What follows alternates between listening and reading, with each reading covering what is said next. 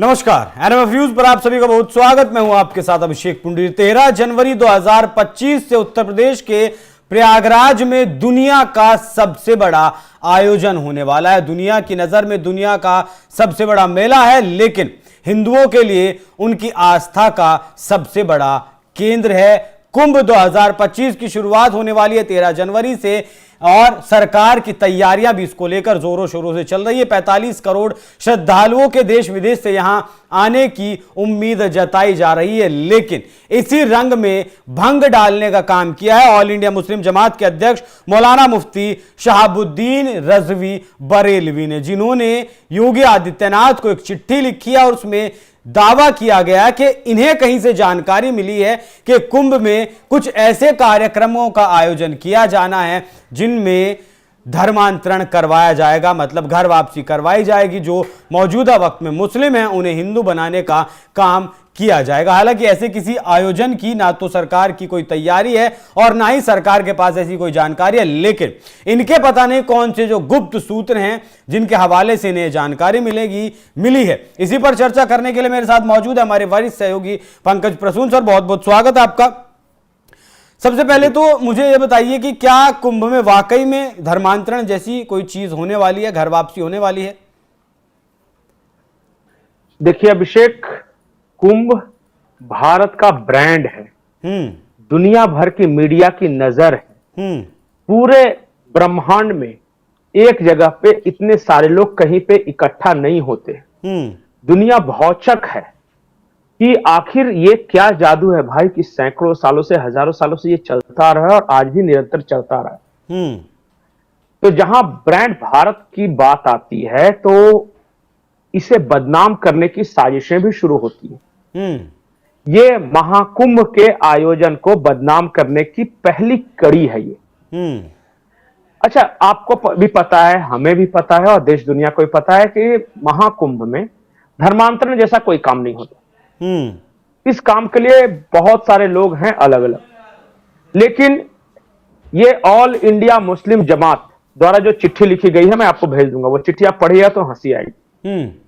और ये शहाबुद्दीन रिजवी को किसने बता दिया भाई कि यहां मुसलमानों को हिंदू बनाया जाएगा? वही तो मैं पूछ रहा हूं। We are not interested. एक बात जान जाइए कि अगर हिंदुओं को दूसरे का अगर धर्मांतरण करना होता, अगर हिंदू बनाना होता ना, तो 80% हिंदुओं के देश में इनकी जनसंख्या बढ़ नहीं रही होती। पाकिस्तान में कहां हिंदू बढ़ रहे हैं या बांग्लादेश में कहां हिंदू बढ़ रहे हैं, लेकिन भारत में मुसलमान बढ़ रहे हैं, क्रिश्चियन बढ़ रहे हैं। और ये हिंदुओं की सहृदयता है, ये हमारी ब्रॉड थिंकिंग है।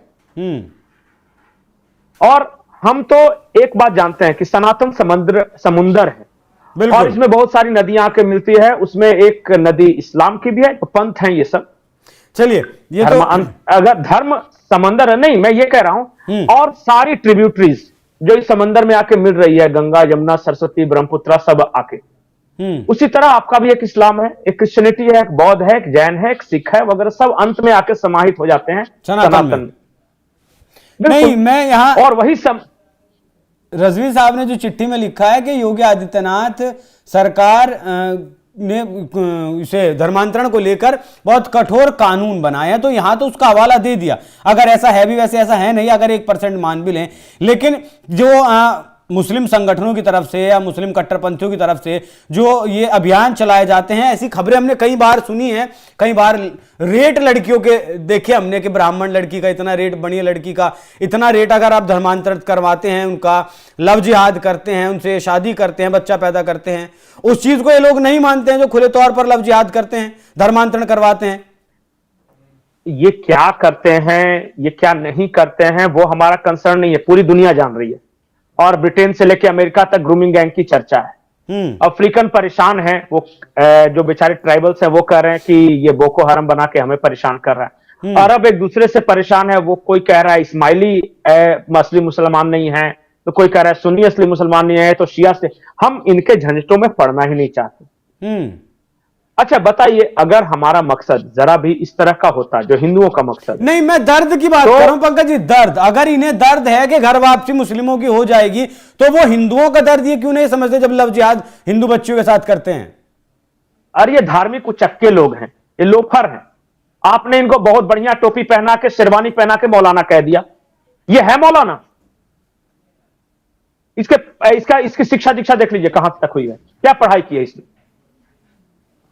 पीछे कुछ भी देखिए, कोई भी मस्जिद में कोई भी पुजारी, जैसे हमारे यहां किसी मंदिर का कोई पुजारी आके कुछ बोल दे और किसी को चिट्ठी लिख दे तो हम सीरियसली लेंगे क्या? क्या है ये? मौलाना शहाबुद्दीन रिजवी, इसकी क्या हैसियत है? अरे इस देखिए, ये सब विघ्न बाधाएं। जब भी कोई बड़ा यज्ञ होता है ना, जब भी होता था तो राक्षसी शक्तियां उसमें पानी डालती थी, उसमें मांस बदिया, मतलब उसको डिस्टर्ब करती थी। तो ये बहुत बड़ा महाकुंभ होने वाला है, तो महाकुंभ होने वाला है तो कुछ राक्षसी शक्तियां हैं जो विघ्न बाधाएं पैदा कर रही हैं। यज्ञ सफलतापूर्वक संपन्न होगा। ये शहाबुद्दीन रिजवी के, इसके पड़ोस के लोग नहीं जानते ये कौन। ठीक, आखिरी सवाल पंकज जी। बयान देके मैं एक बात बता रहा हूं जी, ये शहाबुद्दीन रिजवी ने जानबूझकर योगी आदित्यनाथ जी को क्यों चिट्ठी लिखी? योगी आदित्यनाथ क्या धर्मांतरण करा रहे हैं? नहीं। क्या कोई इस तरह का संगठन है जो धर्मांतरण करवाता है, वो महाकुंभ में शरीक हो रहा है? नहीं। अखाड़े हैं, साधु संत हैं, महंत हैं। और सुनिए, इस बार के महाकुंभ में जितने हमारे आदिवासी समाज के लोग हैं, अलग अलग जो ट्राइब्स है, उनके अगुआ को इनवाइट किया गया है। इस महाकुंभ में पारसी, बौद्ध, जैन, सिख, इन सब के बड़े बड़े जो स्कॉलर हैं उनको इनवाइट किया गया है। ये बौद्धिक विमर्श है भाई, ये शास्त्रार्थ की परंपरा है।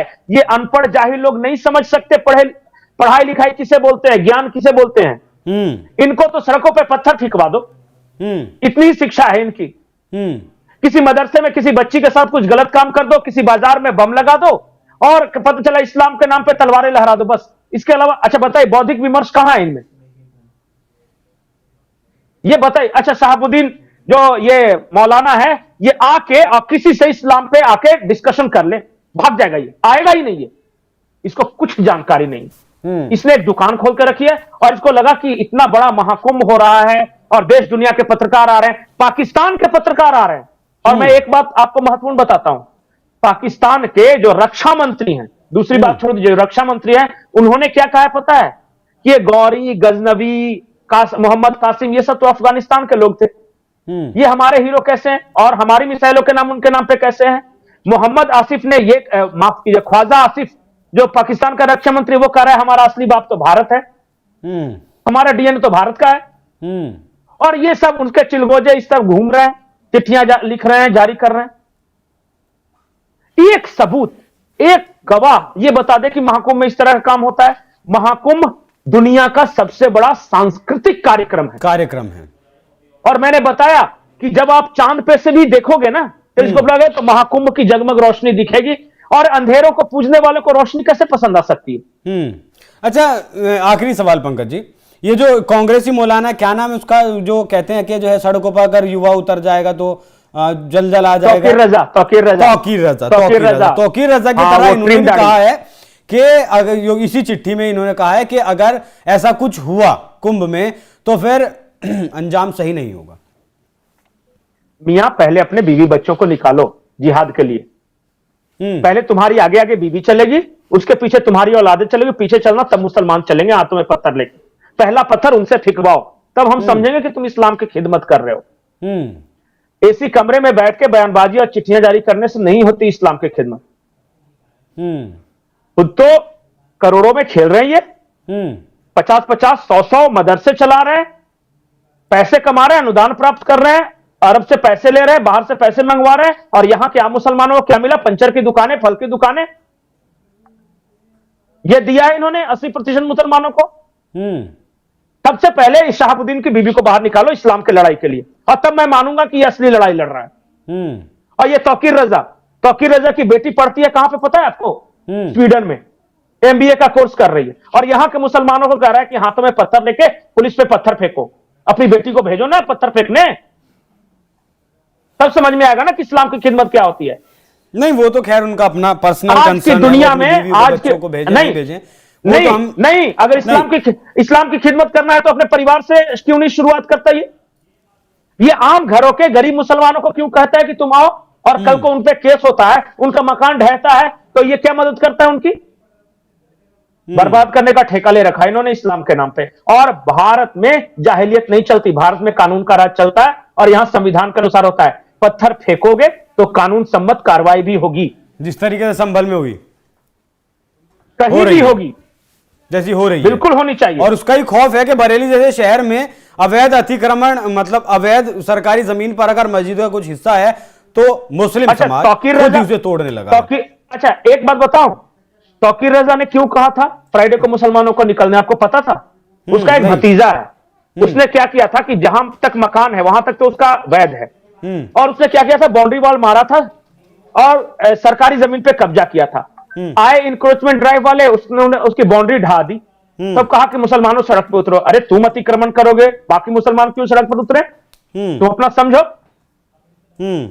अब वो जमाना गया मियां, अब मुसलमान भी पढ़े लिखे लोग हैं, वो भी अपनी आर्थिक तरक्की चाहते हैं, वो भी सोशल मीडिया से जुड़े हुए और सब जानते हैं।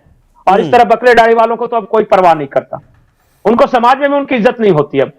ठीक है, तो महाकुंभ ये 1.5 महीना यह आयोजन चलने वाला है। 13 जनवरी से शायद 26 फरवरी तक यह आयोजन चलने वाला है, जिसे लेकर अब दुष्प्रचार, मतलब कुंभ की जो छवि है उसे खराब करने के लिए शहाबुद्दीन रज़वी बरेलवी जैसे मौलाना फिलहाल तो सामने आए। अभी आने वाले वक्त में और भी इस तरीके के मौलाना, मौलवी या फिर और लोग ऐसे साजिश करता जरूर अपने बिलों से बाहर निकलेंगे, जिन्हें अपनी राजनीति चमकानी है, और क्योंकि इसी से इनकी दुकान चलती है और घर भी चलता है। पंकज जी बहुत बहुत धन्यवाद। दर्शकों, चर्चा कैसी लगी कमेंट कर जरूर बताइएगा। नमस्कार।